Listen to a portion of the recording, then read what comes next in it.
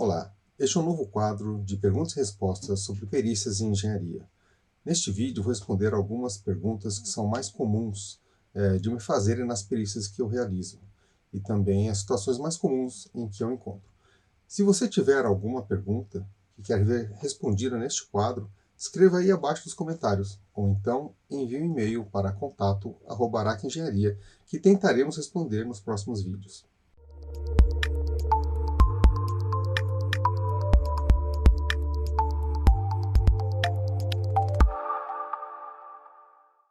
Se toda fissura é causada por um problema de estrutura, se tem um fundo estrutural, se é causada por um problema estrutural, ok? Na verdade, toda fissura ela pode surgir por vários motivos, né? Você tem aqui, por exemplo, uma fissura causada por uma variação de temperatura, uma variação térmica. Nessa situação, ocorrem variações de temperatura ao longo do dia. Então você tem sol durante o dia, você tem chuva, à noite esfria também. Então você tem movimentações, né, desse material e com essa movimentação causada pela variação de temperatura, podem surgir então fissuras no material.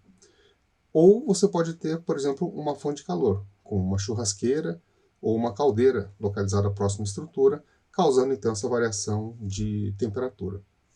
Outra possibilidade é uma sobrecarga na estrutura, como você vê aqui nessa figura, em que o excesso de carga causa então a deformação, né, da estrutura, que acaba causando deformações, tanto na estrutura quanto também nos panos de fechamento. Recalque de fundação também é um caso muito comum, em que a fundação desse imóvel, dessa construção, ele começa a ter recalques diferenciais. Então, um lado ele tem um recalque maior do que o outro, e então você tem deformação causada nessa estrutura, levando ao surgimento de fissuras. Ok? Bom, outra pergunta que costumam fazer bastante é qual o melhor impermeabilizante? Né?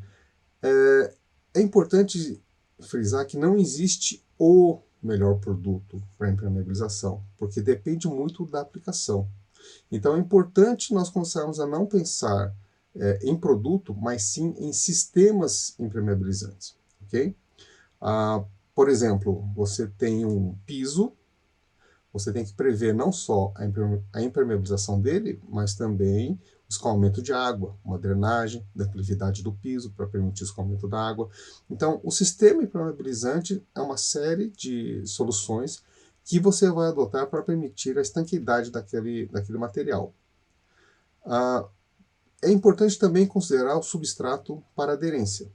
Então, se você vai aplicar esse impermeabilizante em uma estrutura de concreto, uma alvenaria, uma estrutura de metal, ou de repente uma estrutura de madeira, então é importante você analisar que tipo de material, sobre que tipo de material vai ser aplicado esse impermeabilizante. Se ele vai ter aderência, se ele vai conseguir então se manter no local. E em algumas situações também, sobre o material impermeabilizante, vai ser aplicado um acabamento, uma camada de proteção.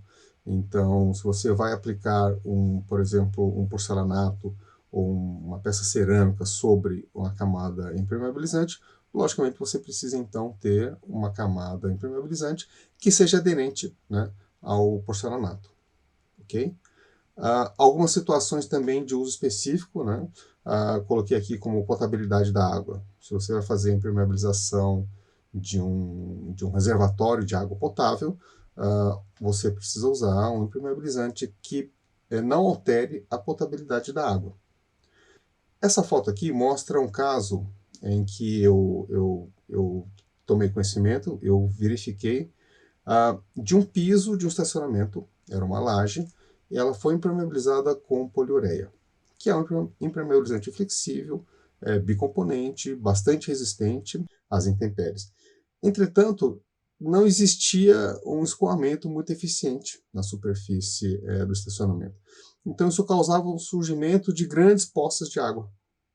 Né? E essas poças de água, como você pode ver nessa fotografia, ela permitia o surgimento e o acúmulo de limo. E o limo, como você sabe, ele é muito escorregadio. Então, causava um problema, porque os carros escorregavam quando passavam pelas poças de água. E era uma situação muito perigosa. E também nesses locais de acúmulo de água, a gente percebia que a pintura, né, do piso ele acabava se destacando. Então, apesar do impermeabilizante ser muito bom, né, a gente teve o surgimento, ocorreu o surgimento dessas anomalias de acúmulo de limo e também destacamento da pintura. Outra pergunta que costumam fazer também é: vou repintar a fachada do meu prédio. Devo realizar a lavagem antes? Olha, antes de pensarmos na lavagem, temos que pensar no estado de conservação e, se é necessário, realizar reparos.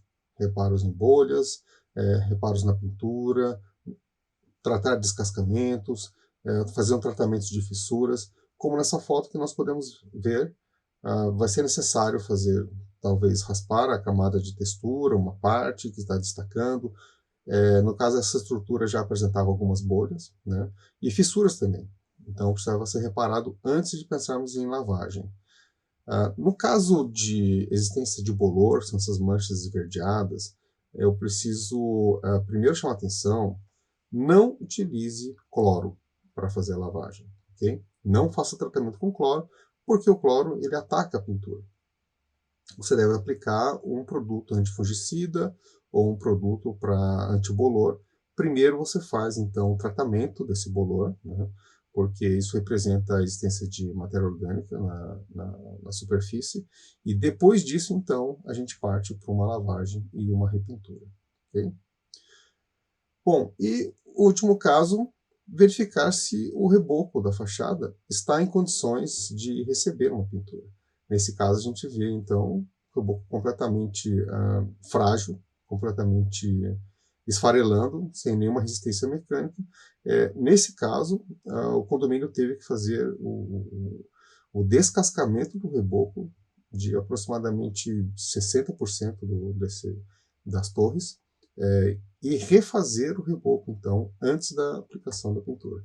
Então, nós analisamos, verificamos a resistência desse reboco e, infelizmente, foi necessário fazer esse tipo de reparo antes do tratamento.